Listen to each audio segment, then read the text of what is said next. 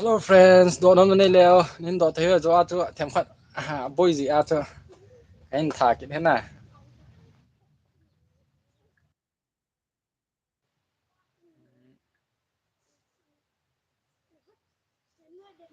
do nom ho chu nin comment thei he dei ta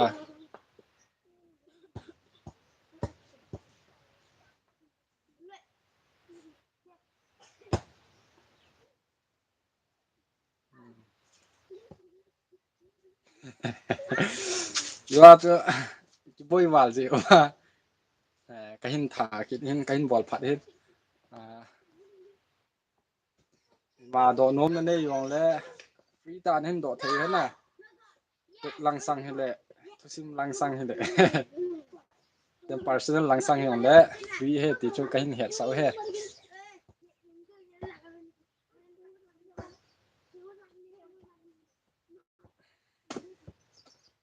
langa yong loi pau ong do tan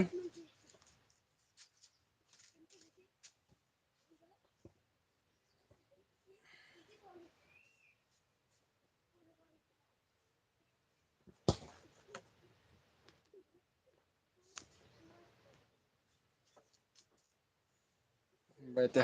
hi bro dam nai mo til do nom nei yong le open tan hin do thei he tu ni ma free mong ha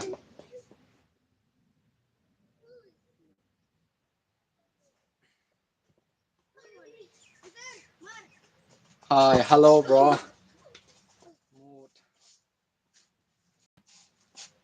video hung ki sim sanga tu a he direct live a he chi na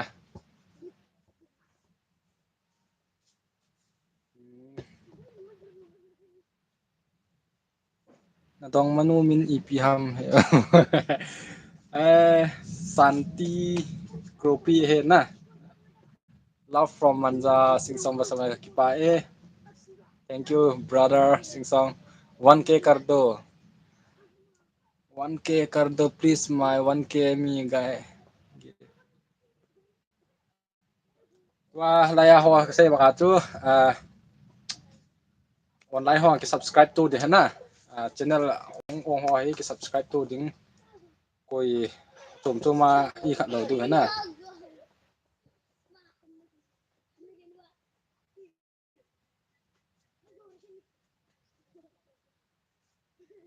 loi wo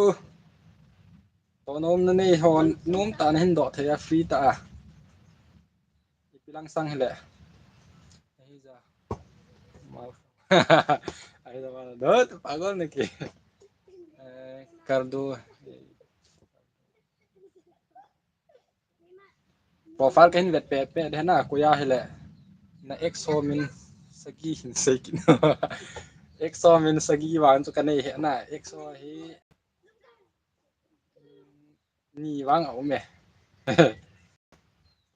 ki sei la wan chu lung hang mai the hin pi na kain sei din khat he sara hin khat he kol ho he na I love you bro I love you too bro 1k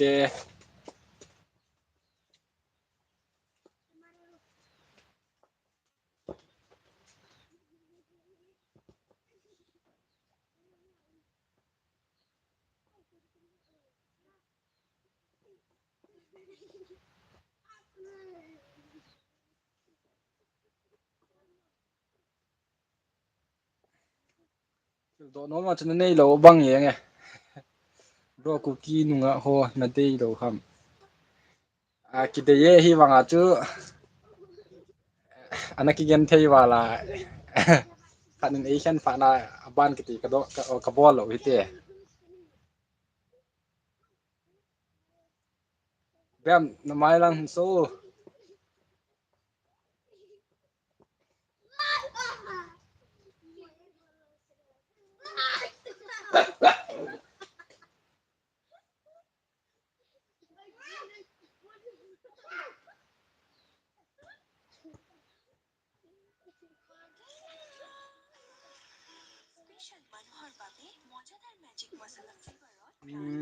exin cookie nunga ho dei lo ham hen de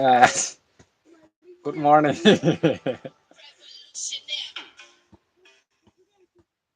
langa he comment ho kahin sim he na channel kahin check pe hen ko ya chu le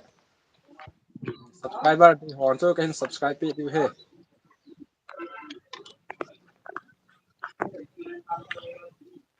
RDX subscribe done. RDX in the ball. e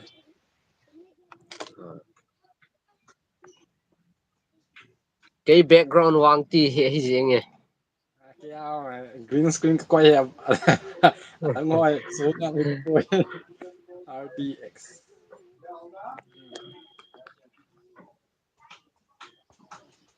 ko ho zong phana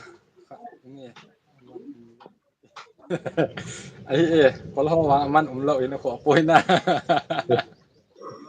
Mấy cái ball phana hi là nang yong ne ki cho the chu.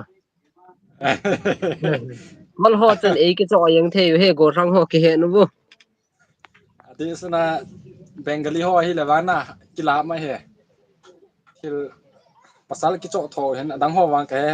bengali ho ni cho hai na to dei din sum dei wang jeng anu me yaw mu den sum yaw mu de na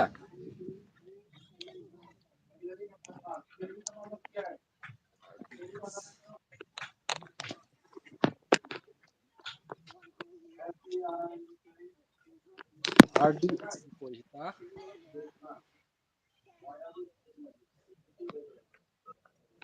bro na min ta pi hai mo kamin ta he thang lo fu zo te he o mo min kamin hi ma document na ka che pi hi bo nga zo te hin tele nit ne ma du ga ke busy ka ti yang hana busy la yang hi ga he asama na ha se yo yang e asama ko pe ne a hi chu asam manja ka hi in a hi ma tu pe na he ke hi naw gang lo nga sip ka hi o naw gang ko pe he Man za ke zo e ko ya ma chen no gang la nga ke tol ma nga ta. cái kia rồi thì yeah.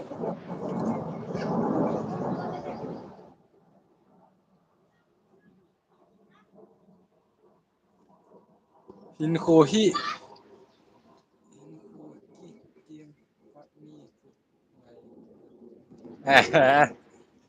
nghe nghe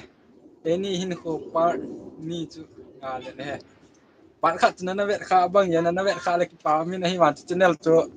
cái su sit tai channel cho cái su sit na channel đăng có hòn hả bạn phu cho hình cái thò thế mình nghe thế phải bro mình nghe nó sợ chứ YouTube sum namu khá ta YouTube sum hi kamu khá lo hay vật chịu đăng cô nào wa he kamu thôi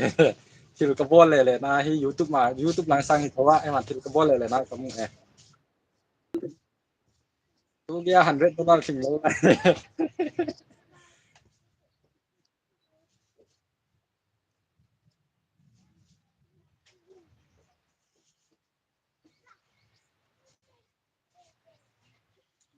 na yong cái đèn chợ na không nghe nghe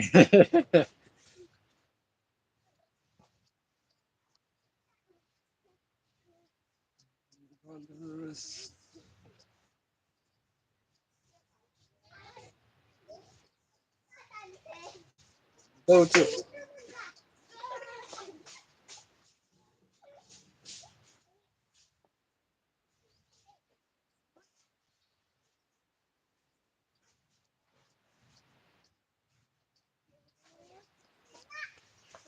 cái do YouTuber cái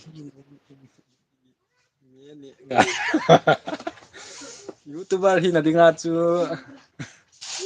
me chu ne ngai pun hin da ei sa nga YouTuber len ho na hi na za la cái ho rồi hin nei hin lu ngai na ip ne ngai ham brother stone kumang to na sa te hon sa to nu me na te ka online chu nal ka sa mo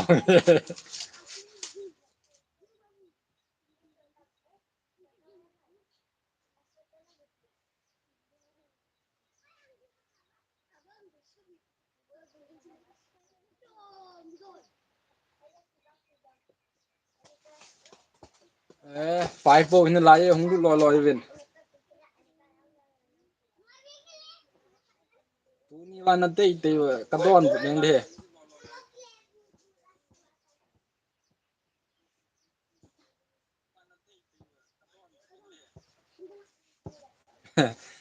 na video chu pro as kavet ve neng he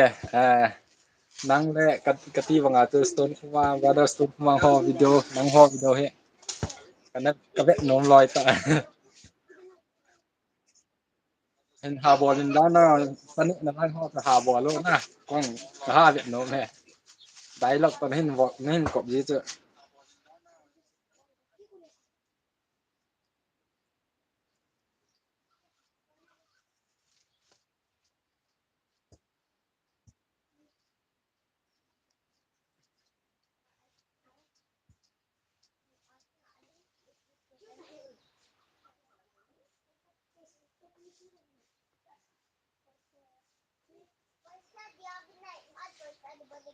มันจะลันจูกูจูอาฮาเบม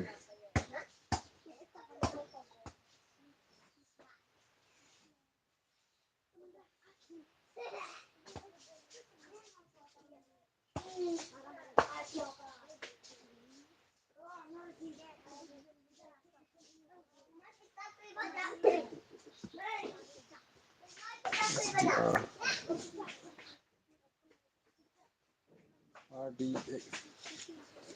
50 ke zo le bo mu bang bol de ka ti te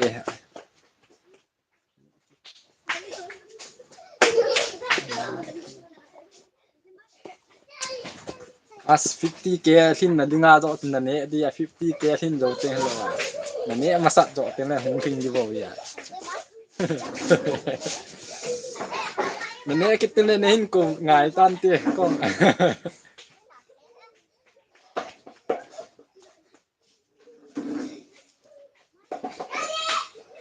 tua ke na hi bel tola kaki a kom hena lang ka ko ma kom hen hozai district ngai ka he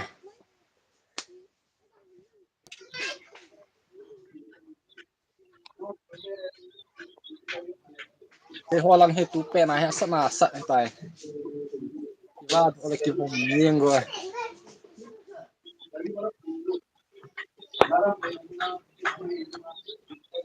ta hung asam de nagaland gamtha loga yenge bro ka hung de tu chung hi apo le 10k thina le visit na ding mun ni ka te nagaland hi lo le manipur ka ti nagaland a hi apo le ka hung mai the 10k thin teng na nagaland ka het pen wa hi adam hung kon hung sang ni ki bung wa amin da khai ka chi kha lo na ai nang nang ho hoilan ham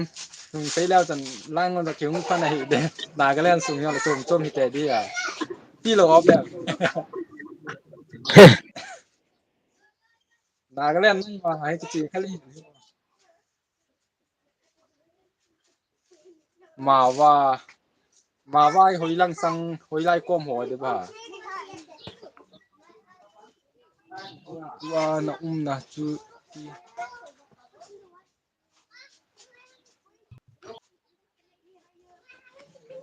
tua ko na hi changzo to wang tinai po ti gam than la ya bung sang kom hi le wan chu ding phana hi de bung sang chu ka het pen mol vom le bung sang hi ka het pen ya ka pu te ma ya khat le ka ti kha chun nga ho ve a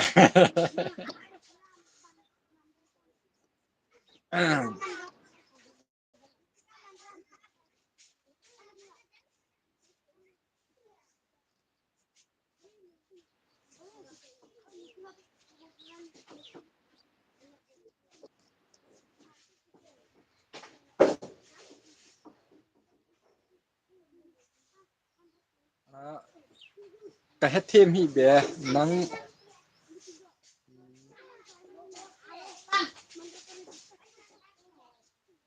nang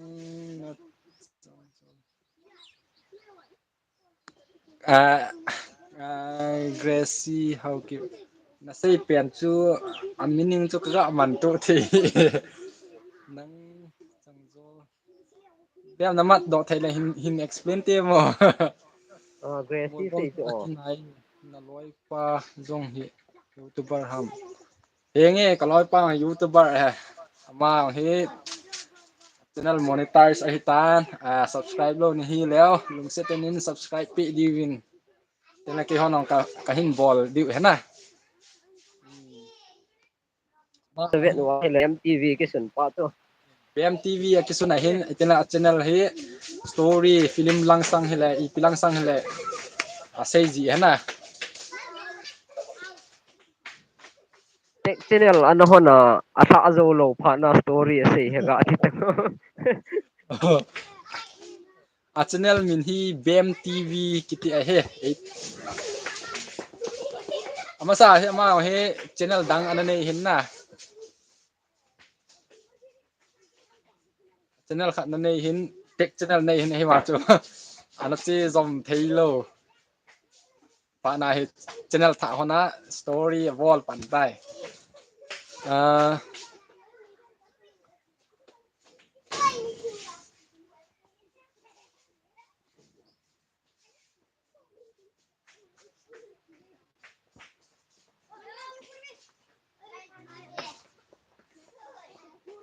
kaman tu thei hi ve tu na bem hin sim te mo ko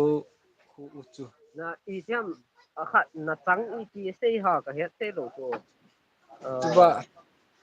ke hi ma ho microphone lo su ke i pau he ka thip be se lo hen na sim ha ka sa na lai he tu ge ya he Amar pau hi dan he bol dan to kani e ti dan to kani e ti dan to mar pau ga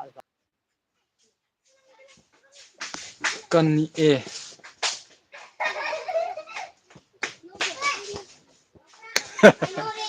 ipi chu le kan hin sim go ka te ei pau hello pen ki ti la ka he thim hin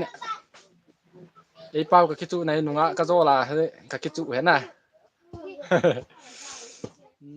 cái dòng cái sim thấy po cái subscribe số ta cái bảo me min x min vlog tua na hồ chú hồ chú X min ka loi phata an he e iki mu kha han lo wangin cái dòng ep cái xây gì ham cái hẹp po nang ho cái ho sang anh tip du cho ep yong cho cái hi kolgama cũng mi à kol ho la ka veng wa hi ka veng kitiang le cha ko na he 40-50 kilometer a he ko mi cha ingi umlo he cái keu se ka hi eng na tanga cái po yeng he cái ho na sung he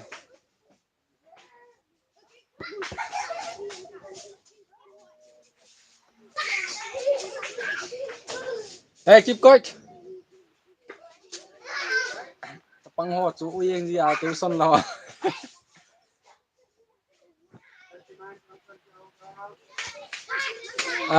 memory channel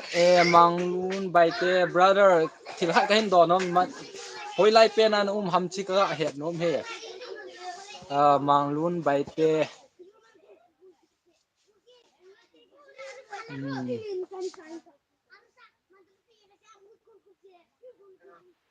ipi se na sei ji het lo wa he le ke chene la ka thu sei to ngai leo ton sei dan na het dom diu la o Sachin Sar Smart Match hi hi hello brother कैसे हो हमारा ये live stream Sachin sir को हार्दिक से स्वागत करता है सभी को यहाँ पर वेलकम है मूलपी बर्मा तो बाउंड्री कोमलंग मूलपी होलाई डिस्ट्रिक्ट पेन हम ब्रो इखात टेंगनो पल पलेर खेल लंग पे ला हो के ते बर्मा कोम लंग मोरे कोम ला हो बर्मा कोम ला हो ती दा मोरे तै लो ती तू गया है मणिपुर का फाखा लो है जो कसई लो है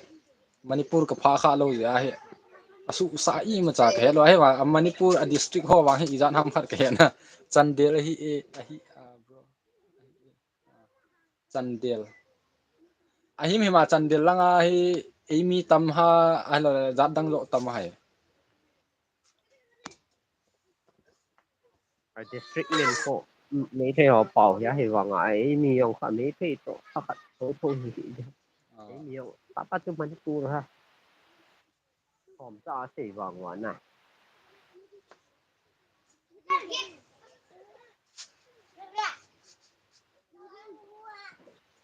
dukan ka nga he ima hong ki to viên subscriber ho online là viewer ho payment hin bola deliver hin bola hin thei he tu pe na he hey don't make noise play that side okay EPP na zo ha bem an hi ala ya hi grocery ti da the list of grocery ho bo mana ko je in ma ya tu na yeah e khai lo in a hona ji e ki ni do adel the langa ki kho pa nga u ting nga sa pa to to ji a ki ka ga to ji a so la ka hong su de sung zo a kom ne network ki ti lo tu hi a to disconnect ka hin ball he goal ho an gear se win lang na EP yung live yung hong ki join na ki distract ni start be hom ni ti di wa hin ai po network ki su lo ya to video tu ka la he hay thì hồi là rồi lên là go chú cha ya cũng online go cái nào hùng hùng chú cái nhìn tên cái thà cái nào cái hình ball phát cái go go he hấp tama sa cô nào cho pin pin này ngay ta ham nhận nó hỏi thấy rồi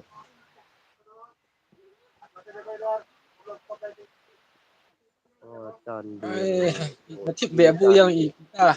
comment tao ngô này này comment men cái hình đòn bu này thế cái hết hết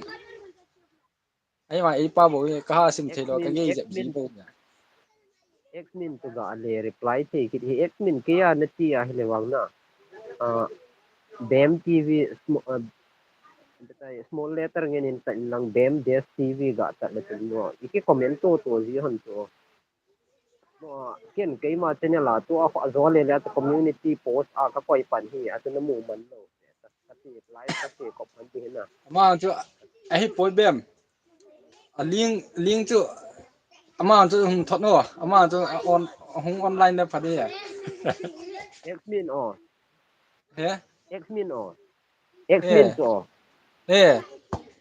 admin a number ani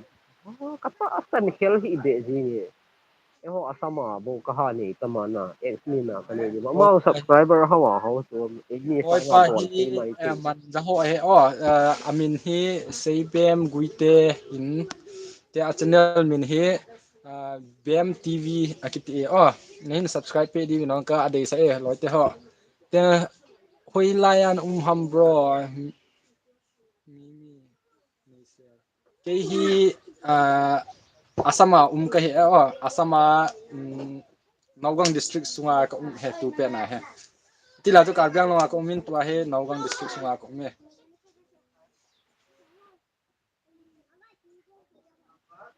aya admin in mol hom to akina ye na loi pa hi youtuber ham i sa no a time i ki pel zep zep ji bo he za yo za ta mai ti he na nge bro na galen dimapur pang ka khat bo te dimapur ko na kilometer som li bo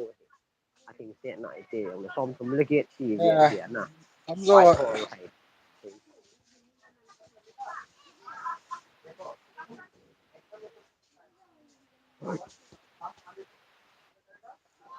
loi loi vô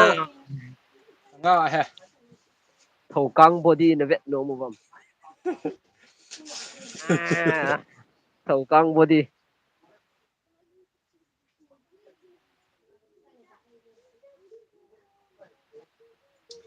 link hi ka hin share hin group group izat hap kana ka hin share hin a hin join no man hin join thei he o ai ro le ave no ma hin vet thei hin ka hin share hin vet viewers ho to he diu khat tu na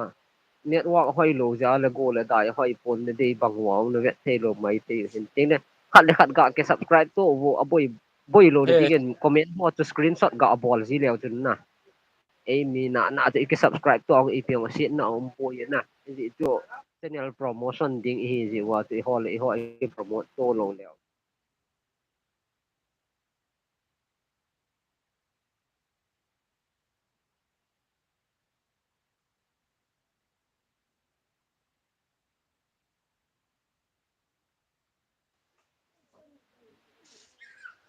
bro nó lôi pa hồi lại hằng hằng tán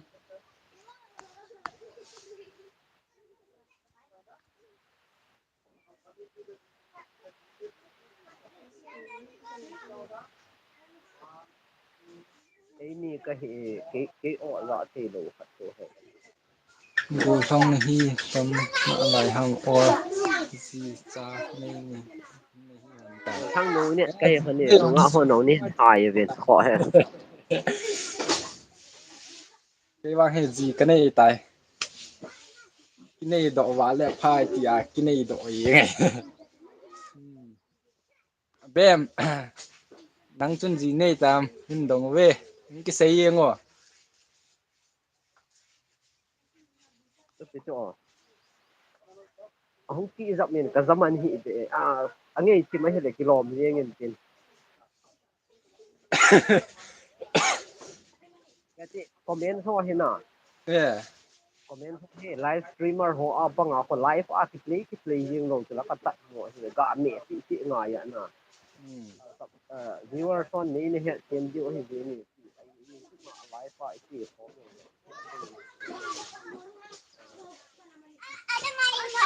mi ni asam lang ka he ni asam lang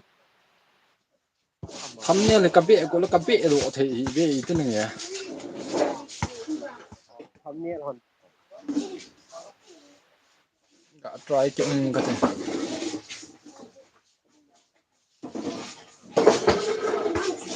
don't make noise webcam ka ni do webcam ka ni ka pon la do le na ka pon la do ni mo te lo ka kham te he he ke he te tu ni hòn nọ này hàm or cái gì ta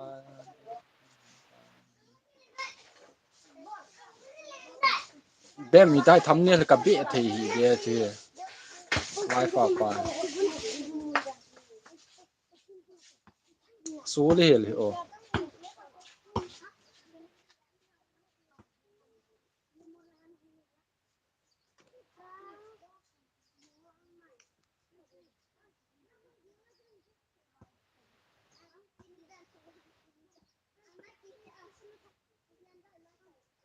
qua cho hùng độ phần này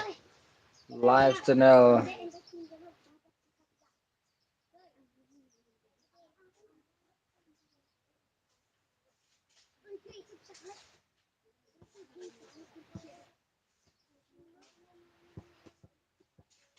document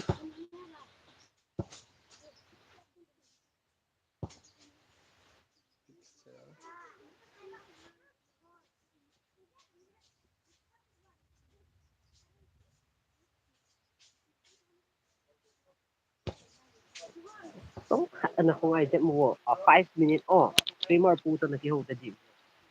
do no mo o ma hele na do yang ki eh computer te phone so ke ko hu te nga hele man soft low se se sport do to ji qua cho thăm so o ji ni live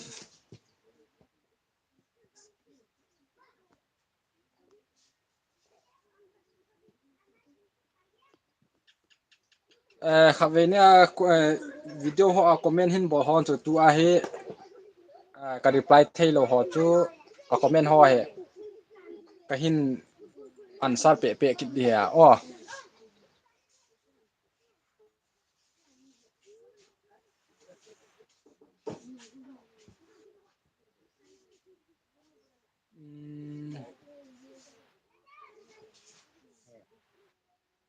pu le ngo te la hi ki ta ta ni tam hi ku ni coi pen na ti ha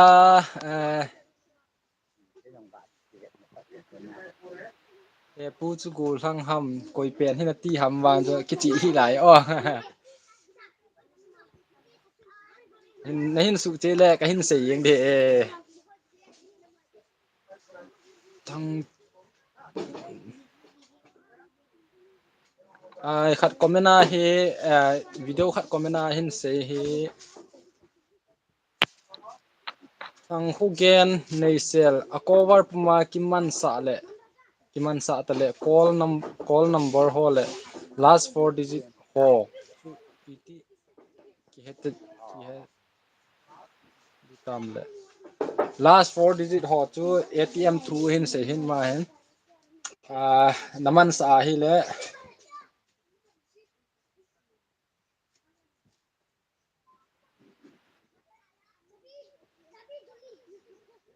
naman sa na atm card tu naman sa bom puma naman sa hi lewan chu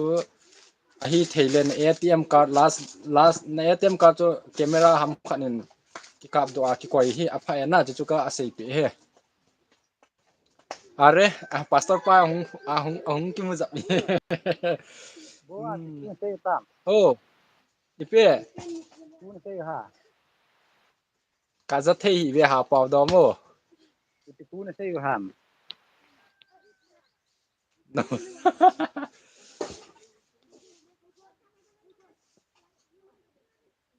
Het pon ngong ki su tu thei lo hi o. bazar la ngan yang Không su tu tu at. na dukan na nga pan kitai nang yo ikhat Ka to me.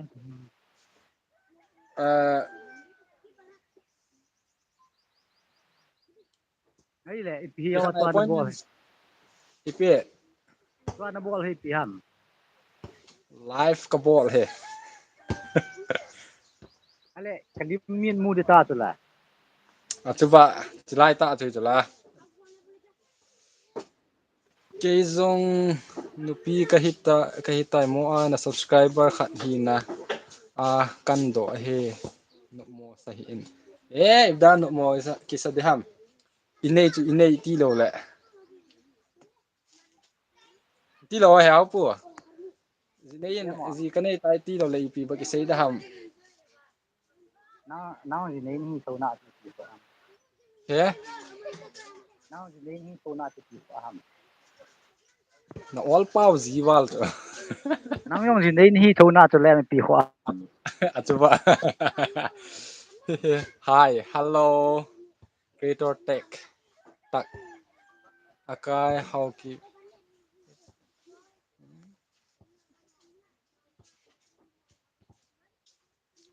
bro permanent na chu kapol good le hi thei lo chula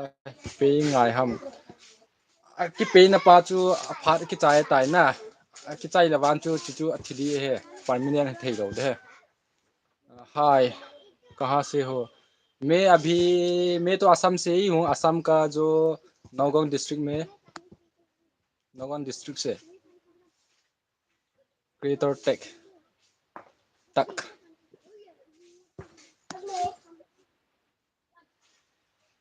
तेरा next question हूँ चु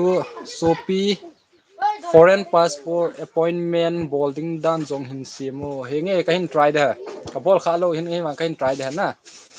na bol ho ye sopi hung machal jingin takipa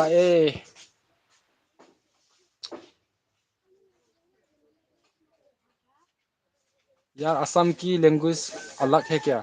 हाँ यार असम की language थोड़ा अलग है जैसे कि असमीज बंगाली का जो अक्षर होता है वही से वही वही अक्षर से लिखा जाता है लेकिन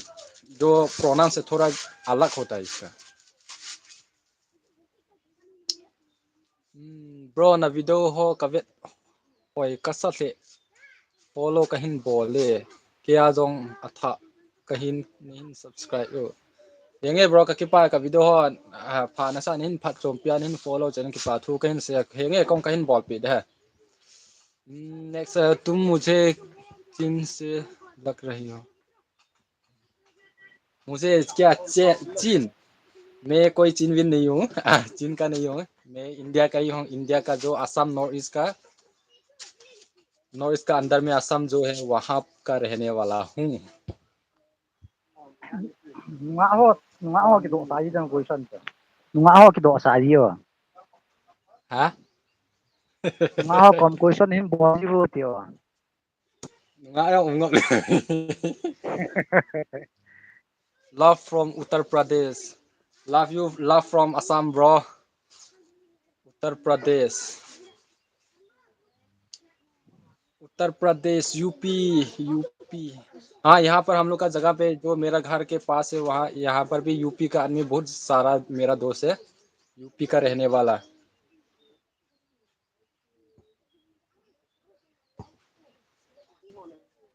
ब्रो अकाउंट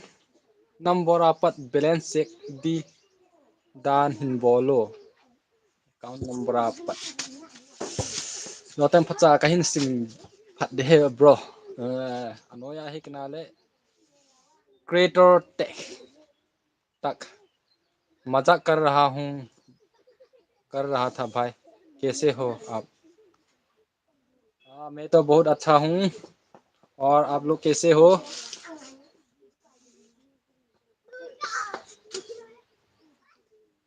ini मेरा नाम बोंगा जोते है। बोंगा जोते अगर बोंगा जोते good information sorry थे खेल हिंतिन पहले good information का किपा है bro पाव जब जी ओ पाव जब जी ओ हेंगे तू ako na bang kamu ha paw daw na ka o hin ne min kamit no ne na ke he okay good thank you bro kailang clear है ना microphone check clear है kailang hila creator तक किसी एक creator तक आपका स्वागत है भाई।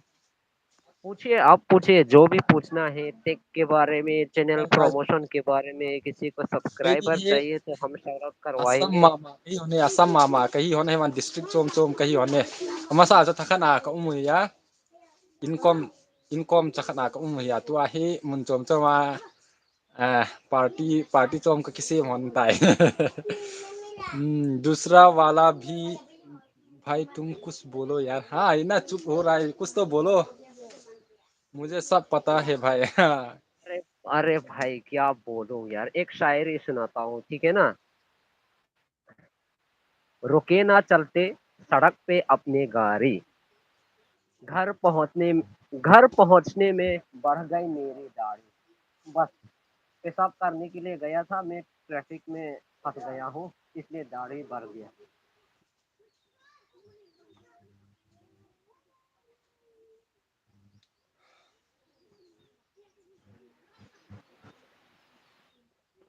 Thì cái là ta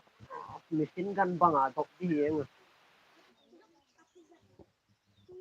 hơi lai lai hồ ni hẳn hầm hồ mà boy and sao mà sao Zel đang cấm thế ni thì si ama con cái hình như bro thil hin dong dong chu ki don bu lieng he bro subscriber de yong chu na hin se ya ki bol pi na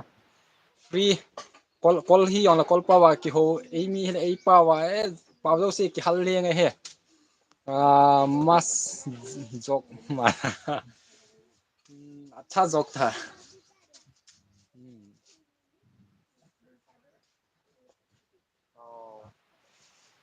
बुनने ले bro yenge bro kan ne a twai ni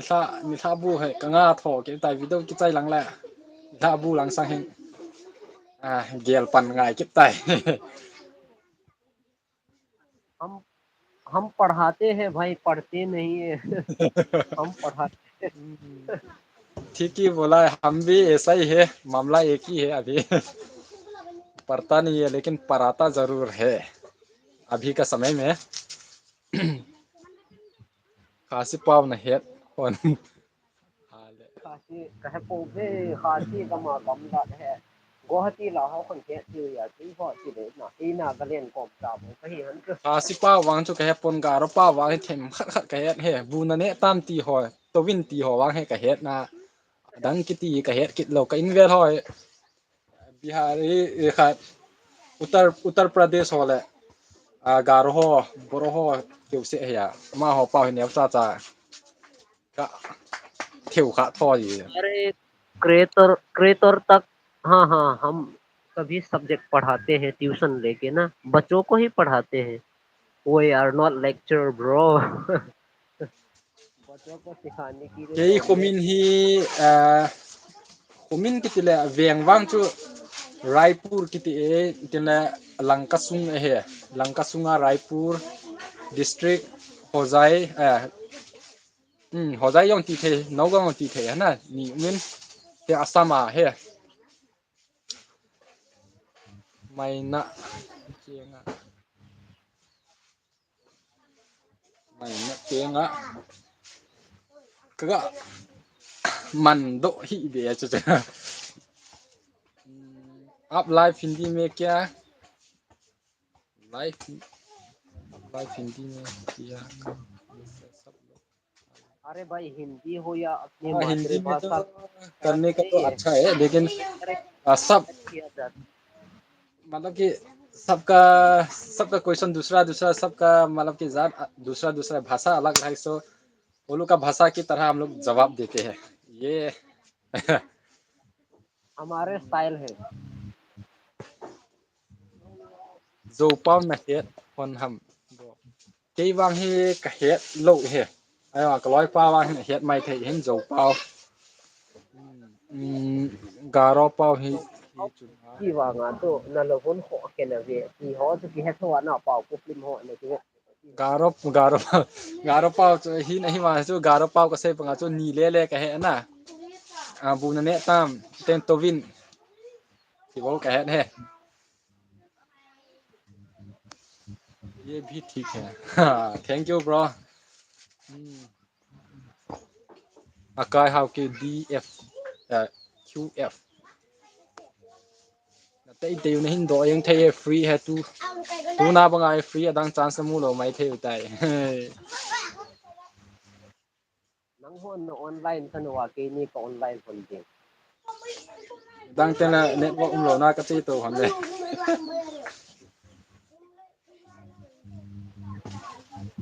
जरा मेरा check कर दो यार हाँ यार कर रहा हूँ मैं भी cả thêm cái feedback cả cái gì một cái phần có phải feedback là kiếm feedback cái mua thì creator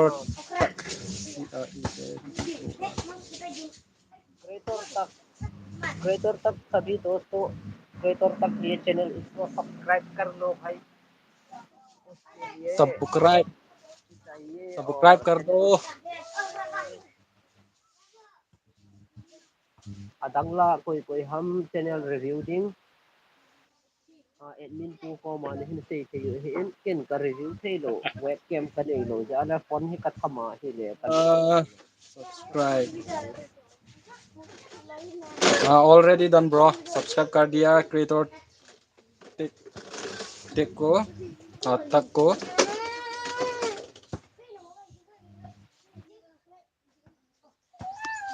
check कर लो वो बस हाँ चेक कर लिया सब्सक्राइब भी कर लिया अगर आपने हम लोग का चैनल नहीं किया तो कृपया कर दे सब्सक्राइब कर देना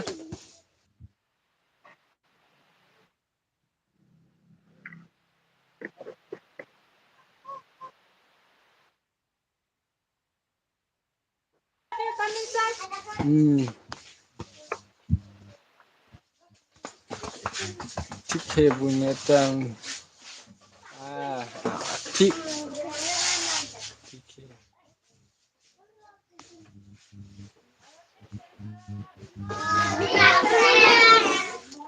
आपका अभी यहाँ पर शो कर रहा है 15K आपका तो हम लोग से ज़्यादा है अच्छा है आप भी आगे बढ़ते रहो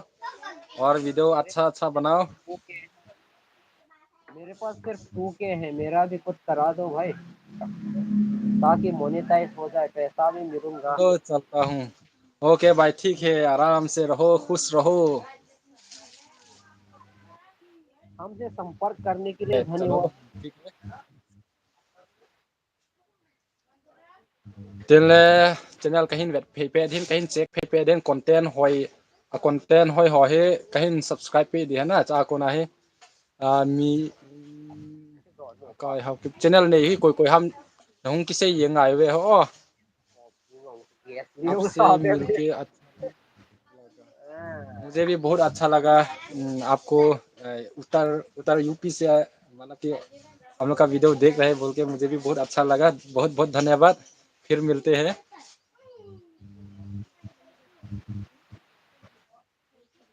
Tatapa family. Cookie tak cepat film kia zong. Kan cek pepet he. Gak cek pe lang. Ti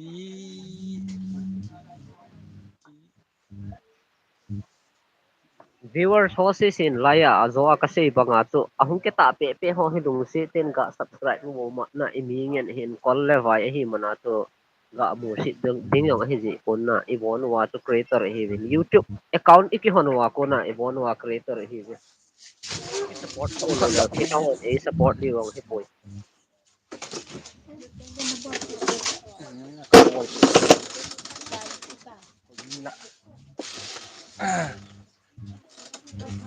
tak cookie tak cepat family 5 point subscriber hin sei leng content ga ve masa utin.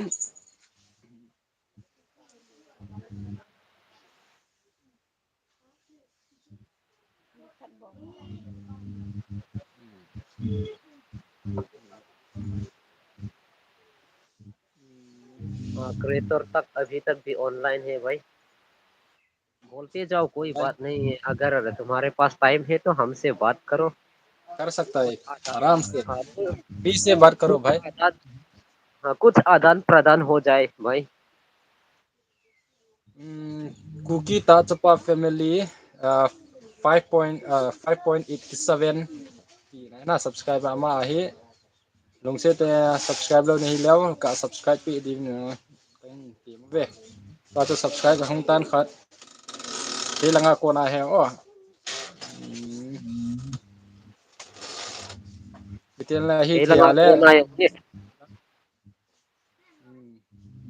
che hen subscribe ya chu hong do se he ki subscribe to di vin ga tim ve बिल्कुल भाई किया Jong webcam भाई live again where साथे जी लो webcam का नहीं लो का phone camera का मन है एक हाथ वीडियो यंग के हाई लो माई थे हे खो ले वीडियो तो होye किया जोंग ब्रो kan check अच्छा he अमा हे हंग दूत गई लो है ता तो आई खत तो क्या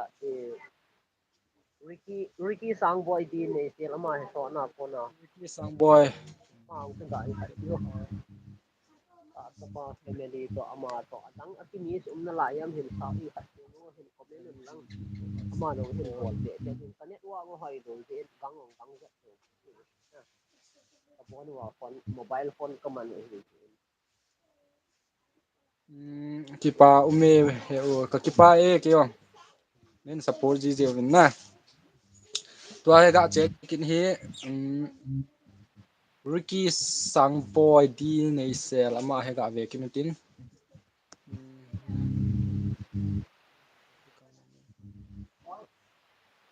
henge bro kani hona YouTube account kan nei hon gel he na nen subscribe thi he Ricky Sangboy di nei sales 2080 80 ako na 89 ki ka wang he subscriber nei he ma hi 71 video hin Ricky chen ke sa nga hau chu la as ka thang na se Ricky na ma ya he subscribe done Ricky cái sang nga na hậu thì là shout out yung ngay di o ai wa nga tu a admin pu a he na sa hi na hi wa nga ma a za la tu ti he na SEO hi them khat accurate kipa san hi alam pi ang ti lo he le view thom no ma na ai wa nga cha ma through a bo nga through a na chi le wang di tho to de almost subscriber ten ni pa chu pa lenge subscriber naloi koi pa mo hi koi ham kaloi pa hi bem bem TV na lo bem Bem bem TV he khat a logo yellow color a text ki sunin ten ipa Kasi wa kasi na BFTV kaya bo mo.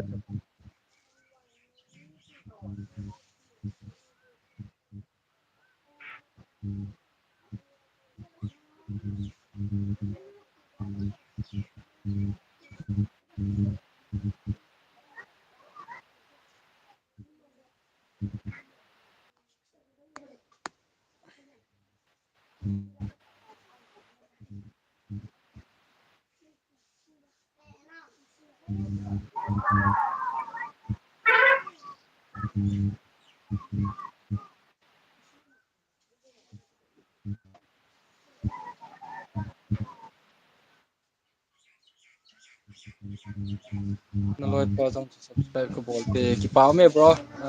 ta chun ta hi ki support to jing hi apha na mi kon khan hi video hong i ve ji ben ke on direct nga ka pho yang na gel se na mi kon khan hi video ve ji ba subscribe lo ba um ji hena example lai ti a chum tele e subscriber YouTube channel hin ki he na ku mi zanin ka video avet na izanin subscriber hon izanin avet ham non subscriber hon izanin avet ham bona ki ve the hi ya tu ki subscribe to de ki subscribe to de na tu ikan to na pen la khat to so ha na mi motivate ti ya mi di motivate ji ta che ho ta bang se bol ti nga hi da na ti all te si video te ke nanga tu ha thi lo chung subscribe ai tai ba me bro na hin comment ho kamu ji nai all video ho game tv khun na tu ke pa khu channel tu ke pha dam rem he storyteller ke channel bo ma cha bem tv chana adang am lo adang foreign channel nge ne si tv ka zo long he tam wa chu ei mi channel bem tv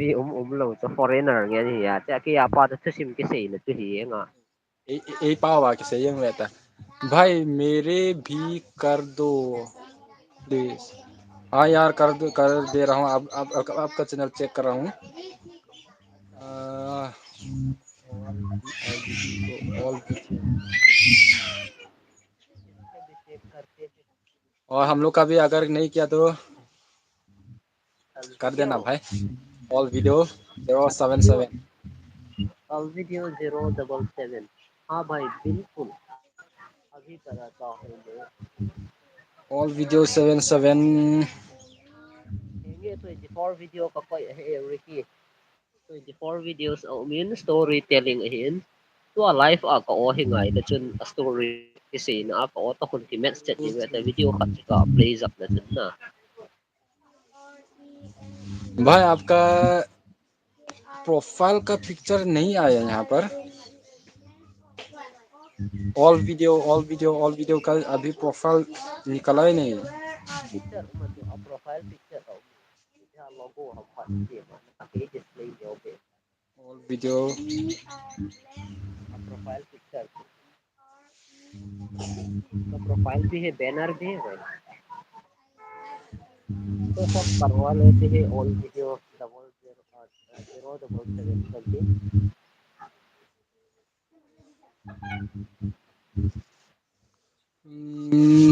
all video का आपका channel मिला ही नहीं यहाँ पर show ही नहीं कर रहा है वीडियो रिकी सांग को ए होंगे माई थे है वीडियो 24 पर है रिकी सांग को एक पाँव के कंट्रीब्यूशन पाओगे ब्रो ता है कि तो सब तो ही अपा पे ना है मचाल ना कि तो ना कि लुंग तो ना वैसा ना है ना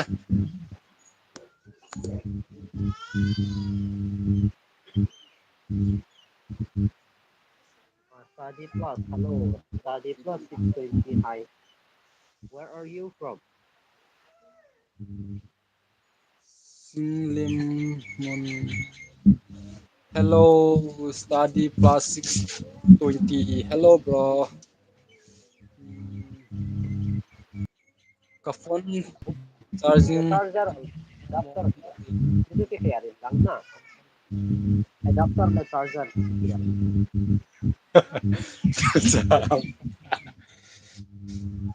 nang mo mo adapter na cái charger cháu ăn thì bốn tên ấy mà cháu ra thả đủ cháu ăn thì mấy thế này adapter na atum naman na aluy pa sa cable sa naman ng ito may tiya na a cable ng aman hom de se hom tua charger na ti na chu hi le wan chu charger wang chu a charger cable quality ki tiang le aman form atam nin na itena adapter chu tu a alui hoi mana le wan chu alui model lui hoi man la wan chu charging fast poi ali che che hin tu a he phone dung ju ya min a charger voltage of pe hin na cho ho tem kha hoi dom cho lam po la chen kon ta ke kang full yang mai the he charger sa ki man khila hele a display ho a system hon battery ani do sanga na charging the a battery a che pa cha hlom nge nge a hele charging che lo pa nga ne het ko ale la nga na phone chu se the he hoi lai ho ni ha koi pen hi na se ham wan chu ke he pon hi wa ke nei se hi le wan chu asam ho ka hi asam manja ka hi ya tu hi transfer in naugang ke asama man zai u da pa manja da tha ka hi e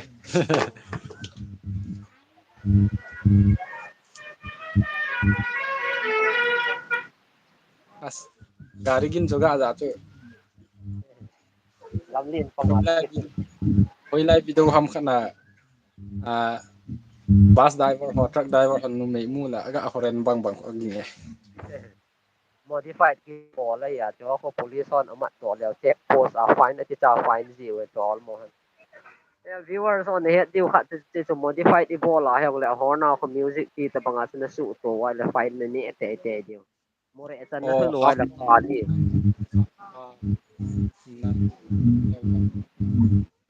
half long la awang kong kha lo hi wa ko u pao me na half long a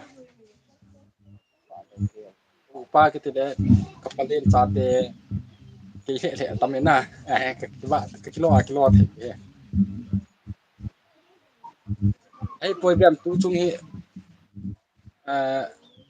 Nagaland lang din ki ko ni whatsapp ni la ni lo a hi ke wa su more ayong ka ti more etan yong ka ti ta na kachi kha le he cho manipur fan ho le se cho he de cho manipur ko pha kha lo la na he bro ama chu hin te ngi mai the he bro ala nang la half long a ko nan hi ham bro na two wheeler hin tol le tan ne na hung jing te ne man za na hung ton de te ne ke sa tan ka hung sai su ta ya cho kong ya camera ka ni lo pia camera hong ka ni lo na mai wang hoi ta ka ni jela ka video ho ve le tan mai wang hoi mo de lo ta sang wal hi a na a sound cho hai na okay de hin mai ka man lo ya ti ra cho ka mana mai tung lang pao ka kisu tan kha in mai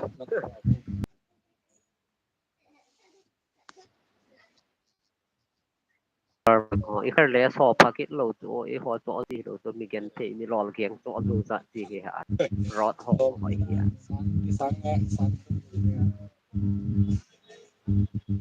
pu lang aman pu ye rot khat ni ni ka vet pa to zo lo ding til ge ai pocket ta ta mung pao pao ta khil do ding nei ho chu tu a he free ta na hin do the ha zo sang a viewer tama ai ni kyo he ngai ye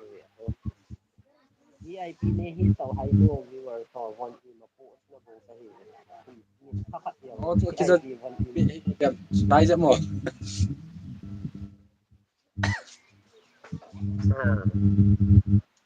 za thei mang lo hi ve to za thei dom ta he diu na ka ve he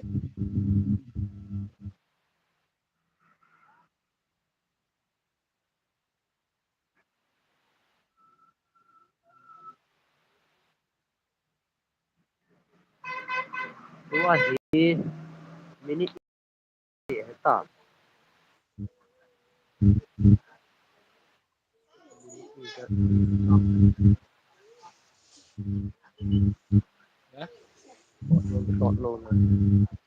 welcome to the stream welcome bro LS C zol neng media loi te ho ma hi ahung online hin comment men jo se he subscribe pi di oh subscribe to di asizol ni media thì vậy cái hình ball hắn cái nhìn rằng si zol neng ton channel dang khana kona ka hin vet pe di hin si zol neng thế này shout out ngay cho họ để cái ham comments cái xin cái đồ cái file ka channel hin sanau pe na ti le na hin comment thei we na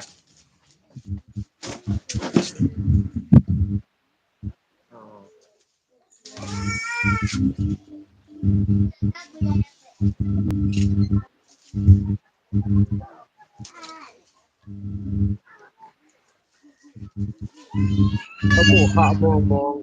chỉ đã là thế cái hệ gì cho cái hình đó hệ gì the reply yêu ý thì ham cái tiếng siêu hình nhiều sao mà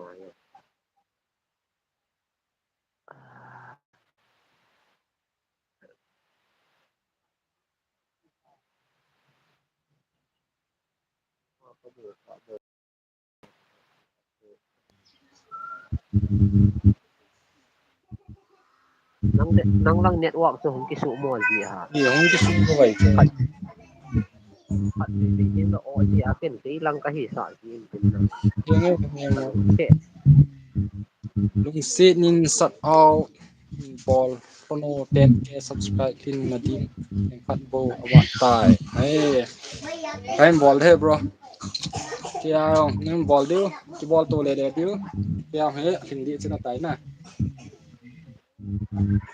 Resolving Media 10k subscriber ang aitan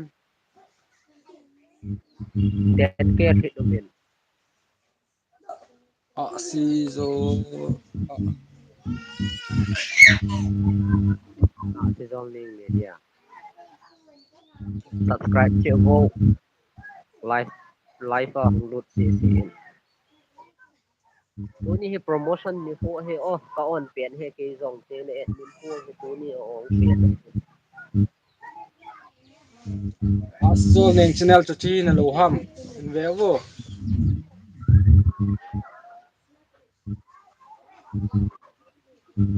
subscribe a hi nai ti he loi lu langa ko na he o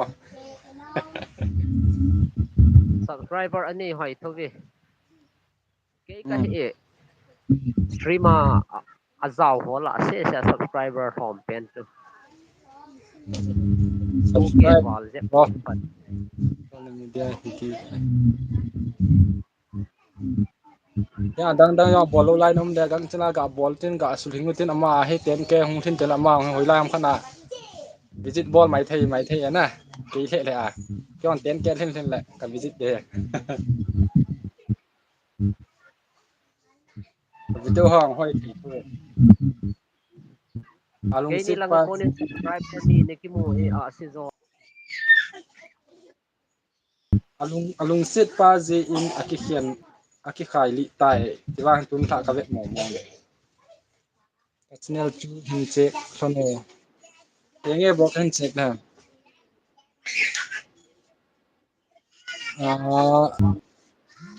bem som camera ka man zen te kam le le le kana po bo no mo ni kana po he a ya be e yang ham two bem som ama ahi 16.4 1600 10,600 na 10,000 1600 16,009 16,400 400 wana kona 90 ka la hi na to hem chi ama ahin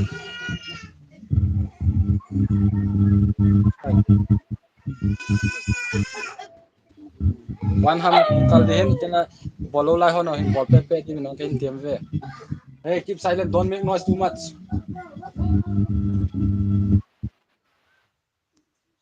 ka channel chu ka check check check tai tai bro tang tang no hin check pe wil nang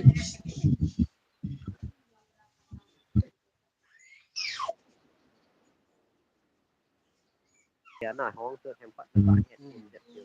tu kan kia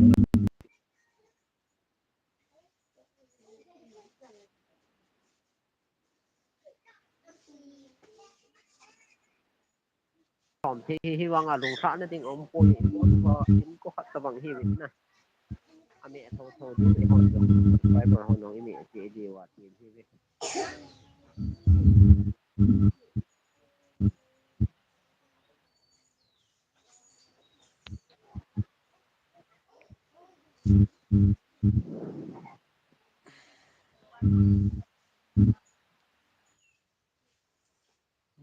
dang adai le sei thei he wa thi na sei lo la ni dang tin na wan chu sat out ti ho he bol lo te na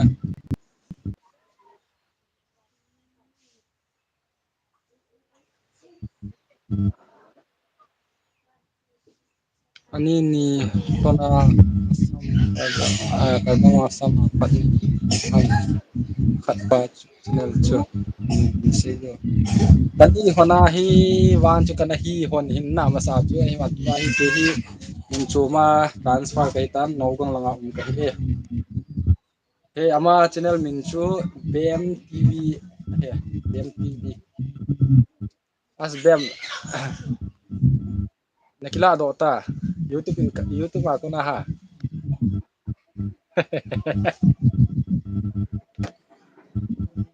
viewer so ka ga the tu monetize ni ti monetize sai ta ni ti na sia in kau one brother x min chu youtube ko na e in nong ke sa do tai ti ko za a RX 100 second hand be ki to zo le phadi ya na low kon na di ti la o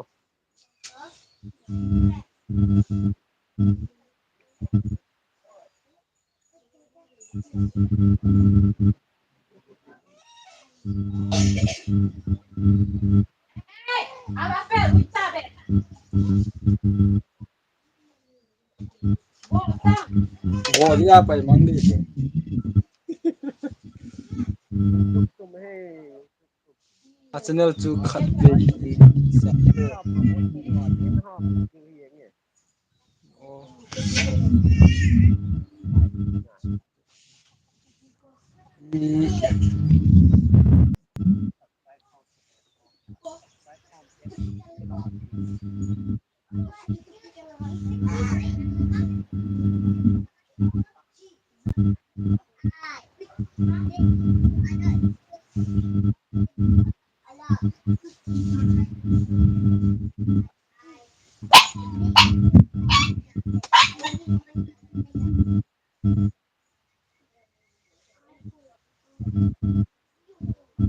ti he channel khat am chu bem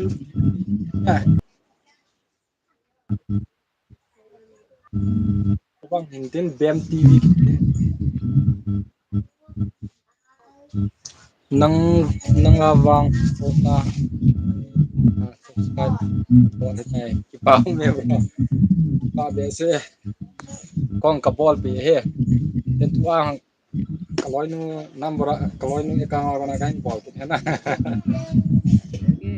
ka karbiang long asama ko na ke ki pa o be he subscribe to se subscriber a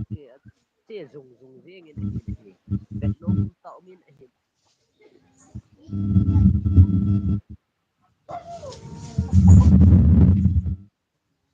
ki pa e ke zo beang pa e bro adan thil do nom na nei leo thing dang dang yong nin do the na ek lang sang ha phone lang sang ha ek lang sang ha i pi ham ma sang wa pa hacker khat he he tiu khat chu baldo families acha baldu henge bro reply se thil do nom na nei ya la cha ko nan nin do la pe na ka reply yang the na ama o chu aki chi ze chi e ya na o chu na su nai ze ngai te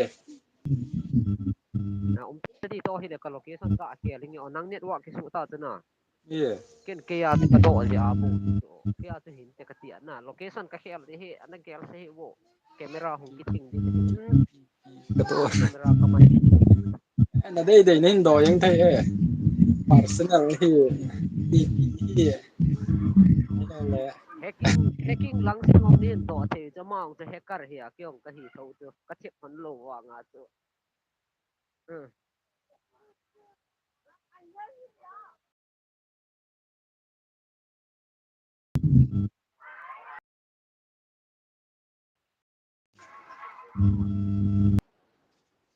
network ya hoi gì đâu vậy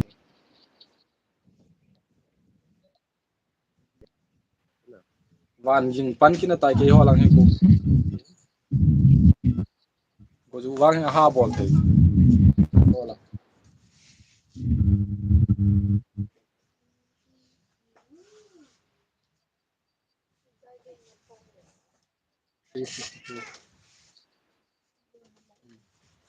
cái channel hi tu lai monetize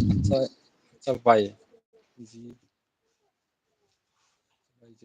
2 month tabang monetize ka sim do thei lai chu ga sei nom chu monetize si zol ning media monetize khabe na bola na bol hil ha na bo a hi lo le reels content na kha ham bro reels content na ma le hin ji o masalanga pat kana to khat screen DET bol ham or reaction video bol ho iti bol ham explain o katile ni don lo mo mo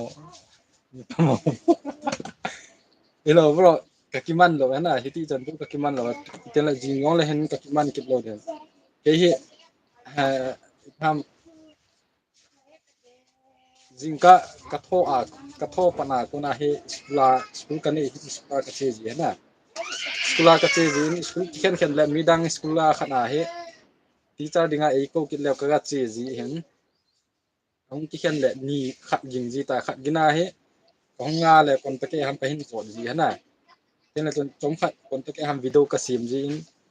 ni kha ni kina kona tuition kan nei he ma tu ni kem kala lo na tuition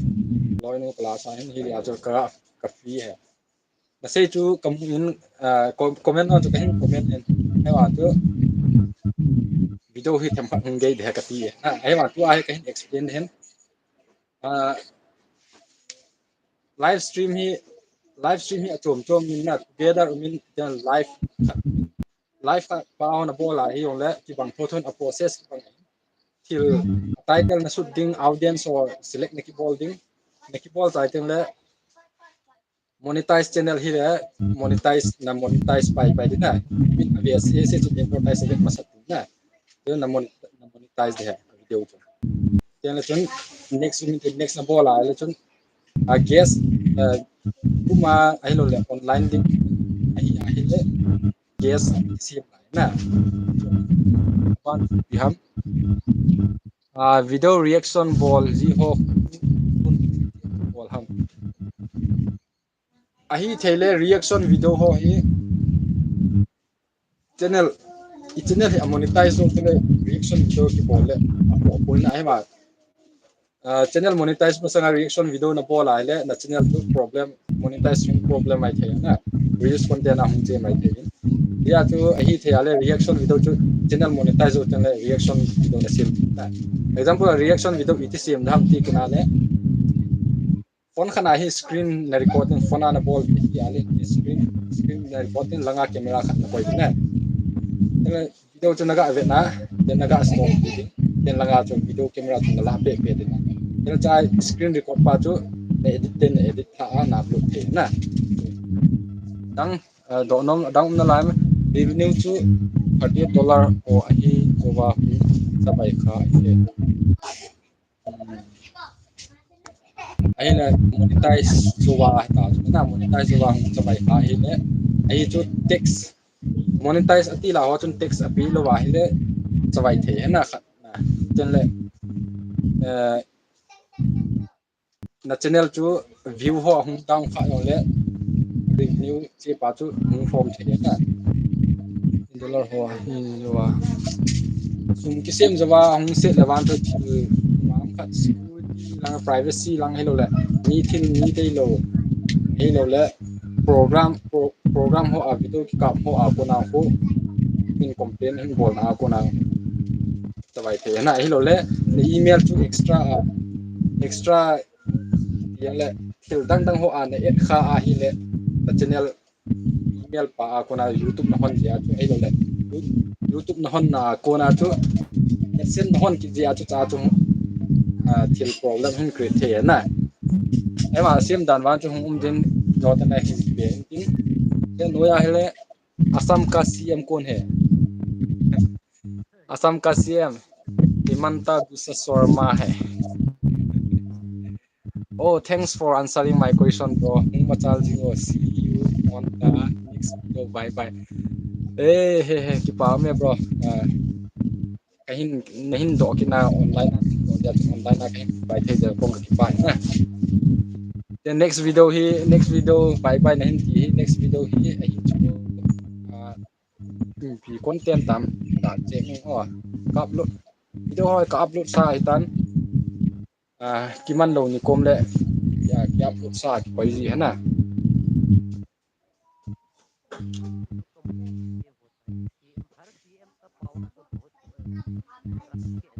next content hi in ha content ding hi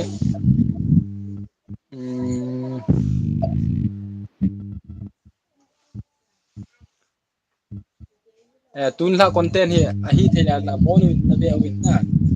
thi na la nal din tin ki ven na yong he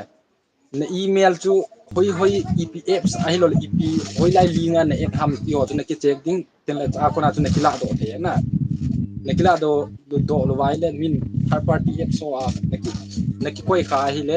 email a ko na tu ne account se the hello tang no tai the na hi ya tu boya na koi ham chu la dinga chu si main video hi book na hung do de email boya na pi ham na save your email ka ti de next content hai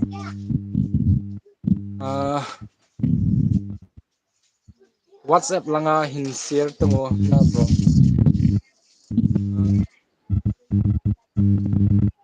ipn jam bro kahin share WhatsApp langa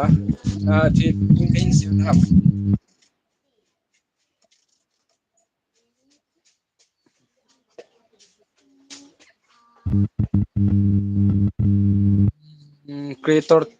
creator stack main danya dilenin ep le Assam का CM का नाम है हिमंता बिस्वा शर्मा मामा मामा मामा के ना CM का है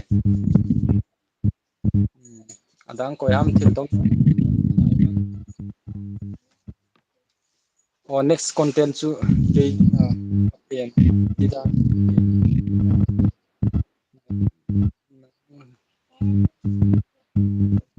Kung kipai bro ning le mas pen ko pai tu ai sei nang channel tabanga cho he na email hi hoi lai in ai do call na email na ki pe kha ki hai don pro ho a ko na hun fo ho a ha ipp ham ti ho a ko na he na hi ya chu che nga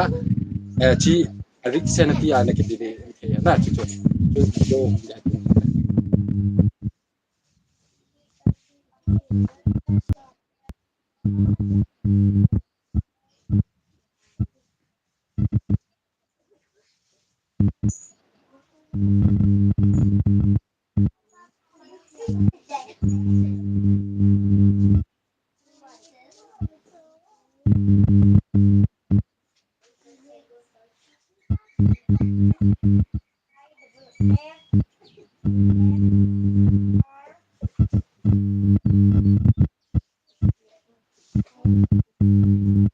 Rồi thil do nom na lai wan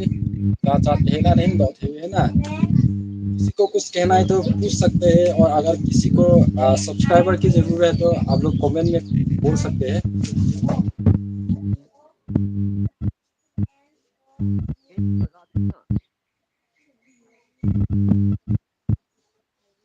boy pa aku min ke hello me bro na aku min si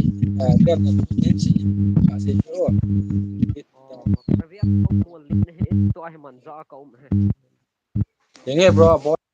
bi ang long mo lin to ai man za ka pet hin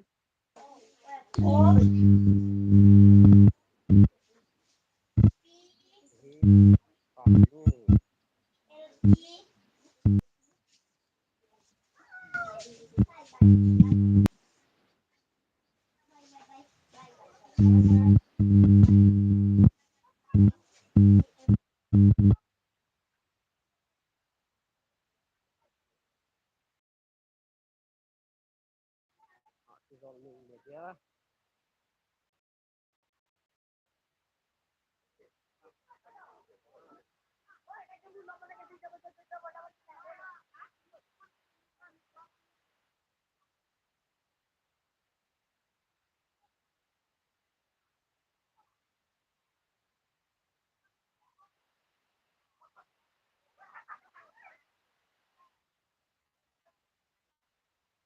wala nga ke tol mga tao